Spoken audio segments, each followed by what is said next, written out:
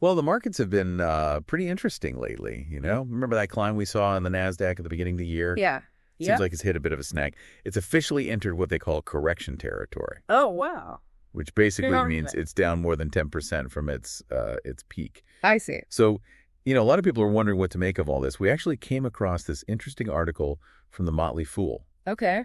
and they've got a pretty intriguing take on things. I'd be interested to hear what they're saying. Yeah, basically, they're looking at potential opportunities within this kind of broader market shift, you know. Okay. And specifically, they've zeroed in on two companies that are both heavily involved in the world of AI. Interesting. Yeah. ARM Holdings and Upstart Holdings. I've heard of those companies. Yeah, you probably have. Now, their stock prices, both of them, Yeah. have taken a bit of a tumble recently. But the analyst that the Motley Fool is talking to, they're suggesting that these two companies could be on the verge of some pretty significant growth. Really? Yeah. So for you, today's deep dive is all about understanding why these two stocks have seen this decline, what are the arguments for a strong rebound according to these analysts, and ultimately what's really crucial for you to know about these companies, about their businesses. Yeah, makes sense. You know, we're aiming to give you that inside track, to give you an idea of why there's this optimism around these AI players. Absolutely. I think that would be really helpful for a lot of people. Right. And of course, we're pulling all this directly from the Motley Fool's analysis, so you're getting their focused view, the key points that they're emphasizing. Sounds good.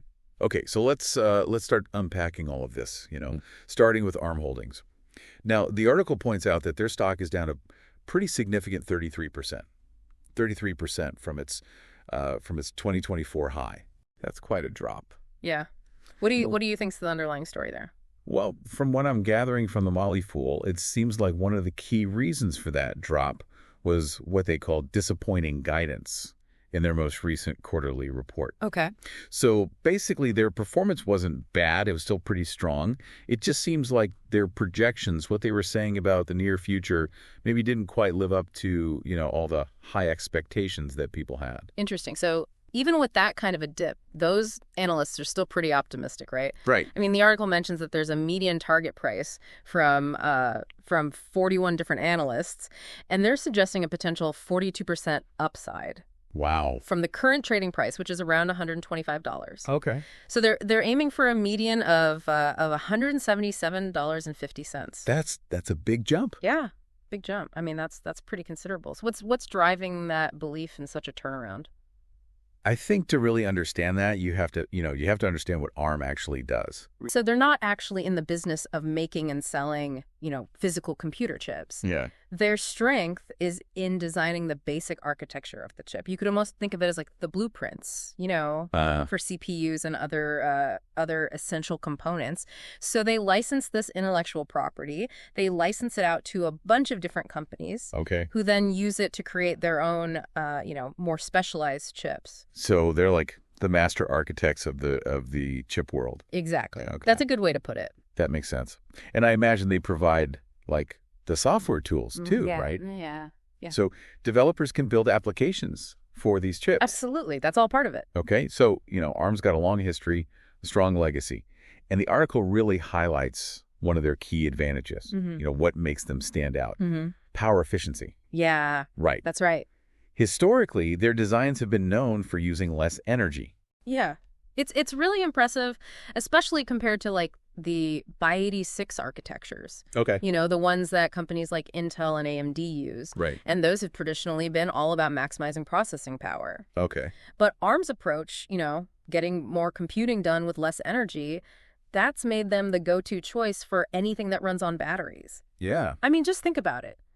They have over 99% of the market share for smartphones. Wow. And a huge 67% for other mobile devices. Almost every smartphone you see out there is powered by ARM technology. That's amazing. It is. It's a testament to, how effective their designs are. But the tech landscape, it's always changing. It is. It's constantly evolving. For so long, it's been Intel and AMD that have dominated in PCs and data centers, right? Yeah. How's ARM starting to make inroads in those areas? Those have traditionally been by 86 strongholds. This is where things get really interesting, I think. The article points to two main developments. First, the performance of ARM chips, it's really improved over the years. Okay. I mean, they've really closed the gap with by 86 in a lot of demanding applications. Interesting. And second, their licensing model, it gives them a big advantage in terms of flexibility. You know, it allows their customers to kind of tailor the chip designs to their specific needs, which is becoming more and more important in, you know, in specialized computing. Okay. So more flexibility for customers. Yeah. And we're seeing that play out in some pretty major ways, you know, like Apple's decision to switch their entire MacBook line to their own ARM-based chips. Right. Exactly. That was huge. It was. It was a huge validation of ARM's capabilities in that, you know, high-performance laptop market. Right. It was like a signal to the whole industry. Absolutely. And it's not just laptops either, right? No, not at all. The article points out that even the three biggest public clouds, Amazon, Microsoft, and Alphabet, they've all designed their own ARM-based processors for their data centers. Yeah. And we're not just talking about simple tasks here. These are processors designed for the really tough workloads of AI and general computing in their huge server farms. Yeah. That's a major endorsement, you know, having those big players put their trust in ARM's architecture, even for the most demanding computing environments. It is. It's a powerful signal. So the article also gets into ARM's recent financial performance. It sounds like their third quarter for fiscal year 2025, which ended in December 2024, showed some pretty impressive numbers. Yeah, they did. Those financials were really strong. They saw a 19% increase in revenue, reaching $983 million. Wow. And the article makes a point of saying that this growth was directly tied to the growing demand for energy-efficient computing, you know, which is being fueled by the AI boom. Okay. So that's something pretty relevant to everyone, you know, as AI becomes more and more part of our lives. Right. Their non-GAAP net income also jumped up by 26%, hitting 39 cents per diluted share. Okay. Can you quickly remind me what non-GAAP net income is again? Sure. Non-GAAP net income is basically a way for companies to show their earnings by taking out certain items. You know, it's to give what they think is a clearer picture of their core operating performance. Gotcha. So basically a way to filter out some of the noise. Exactly. Okay, so strong results overall. But then their stock still took a hit after they released the report, right? It did. Why is that? Well, it seems they narrowed their financial outlook for the rest of the year. You know, they adjusted their forecasts. They're now projecting increases of 23% for revenue and 26% for net income. Okay. And while that's still healthy growth, it was a bit below what the market was expecting. I see. So, you know, that kind of spooked some investors and the stock price went down. So even good growth isn't always good enough if expectations are even higher, right? Right, exactly. So looking ahead then, what are analysts expecting in terms of ARM's earnings growth? Well, according to the Motley Fool, Wall Street is anticipating that ARM's adjusted earnings will keep growing at a pretty solid rate, something like 31% annually. Okay. Through fiscal year 2026, which ends in March of next year. So that's still really strong. Oh, absolutely. It is. It's a significant rate of growth. But the article also mentions that their current valuation, around 85 times adjusted earnings, looks a little expensive. Yeah. And that's an important point. Even with those high growth expectations, you know, the price you pay for that growth, it matters. Okay. That 85 times earnings multiple, it suggests that a lot of their future success is already baked into that stock price. Interesting. And that's why, you know, the author of the article expresses some doubts about that projected 42% jump in the next year. Okay. So for you, the takeaway here is that, yeah, the long-term potential for ARM is definitely there. Yeah, I think so. Especially with their growing presence in data centers and their dominance in mobile, but investors probably need to be patient. Right. Patience is key. And maybe start with a smaller investment if they're interested. Yeah, dipping their toes in the water, so to speak. Exactly. It's about balancing those exciting growth opportunities with a realistic view of the company's valuation and the possibility of some short-term volatility. Absolutely. Being aware of the potential ups and downs is crucial. All right, so let's switch gears a little bit. Let's talk about the second AI stock that the article focuses on. Okay. Upstart Holdings. Now, their stock has had a much more dramatic downturn. Oh, yeah, I remember reading about that. Yeah, a whopping 86% drop from its peak back in 2021. Wow, that's a steep fall. Yeah. So what's the story behind that? Well, the Motley Fool puts it down to the overall economic climate, you know, something that affects a lot of companies, including Upstart. High inflation, the rising interest rates that came with it, they've created a tougher environment for lending in recent years. Makes sense. It's simple, really. Yeah. When it costs more to borrow money, people tend to borrow less. Right. And that has a direct impact on companies like Upstart, companies that are all about making lending happen. Okay, so a tough economy has put a lot of pressure on their business. Mm-hmm. But even so, the article still talks about a big potential upside based on those analyst targets.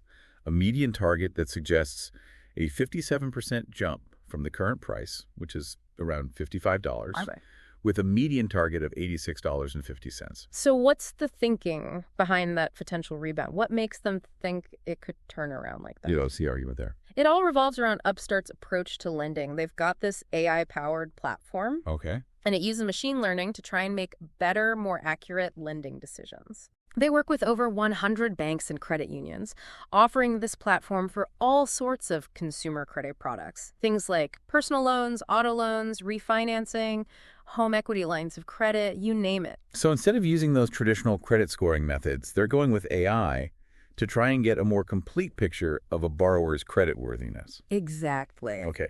So how does that translate into a real advantage for the banks and credit unions that are using their platform? What's interesting is that Upstart says its models look at thousands of different variables, compared to those simpler rule-based systems that a lot of traditional lenders use, which might only look at a handful of factors. Okay. So Upstart argues that this deeper analysis, looking at so many variables, it leads to more accurate predictions of who's likely to repay their loans. Interesting.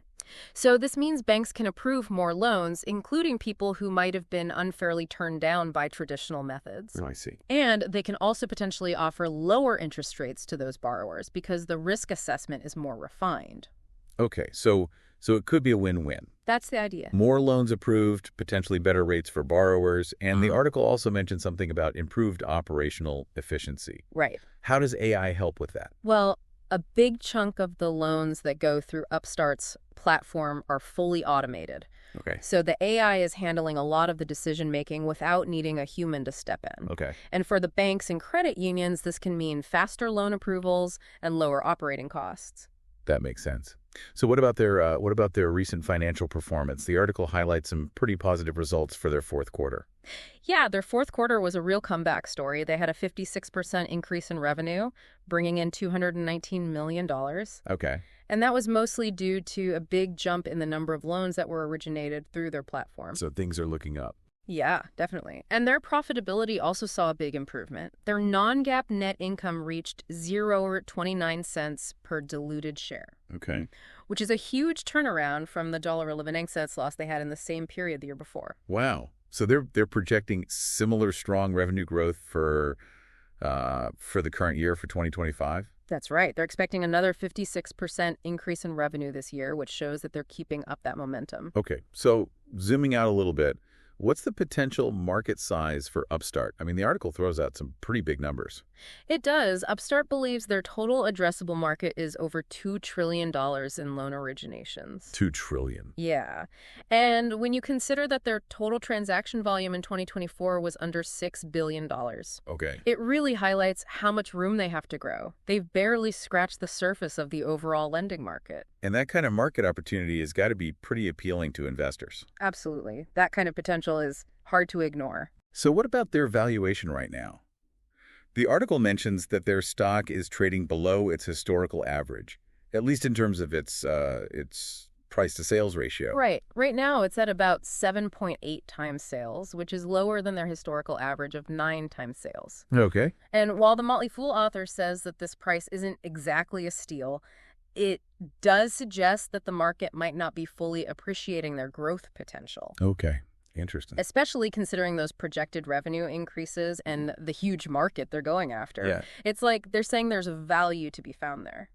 So the author is cautiously optimistic, suggesting that investors with a longer-term view, maybe 3 years or more, might think about taking a small position. Yeah.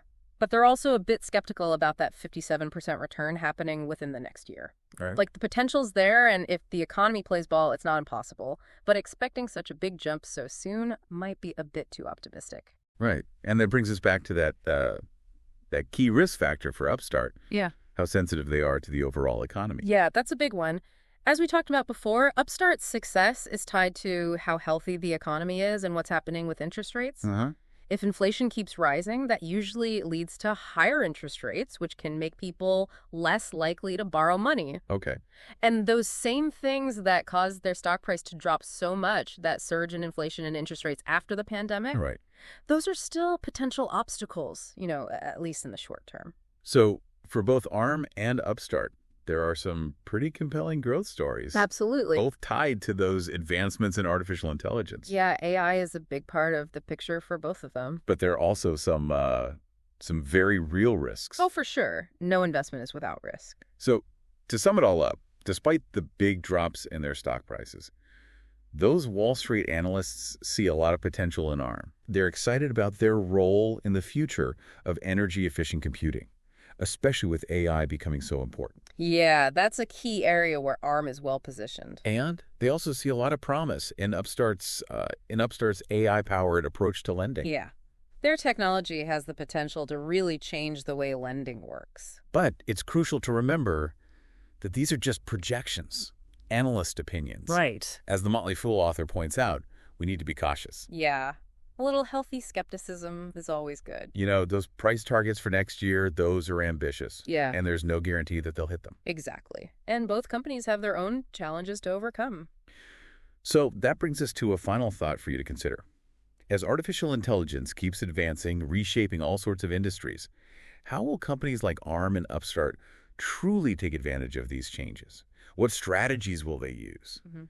And maybe even more importantly, what about those broader economic factors? Right, the things that are out of their control. Inflation, interest rates, how the market is feeling overall. Yeah, those things can have a huge impact. How will those things influence their success or their struggles in the long run? I think those are excellent questions to be thinking about. Yeah, these are things for you to really consider as you try to navigate this, this ever-changing world of technology and investing. Absolutely. The landscape is always shifting. It is. Thanks for joining us for this deep dive. You're welcome. I was glad to be here.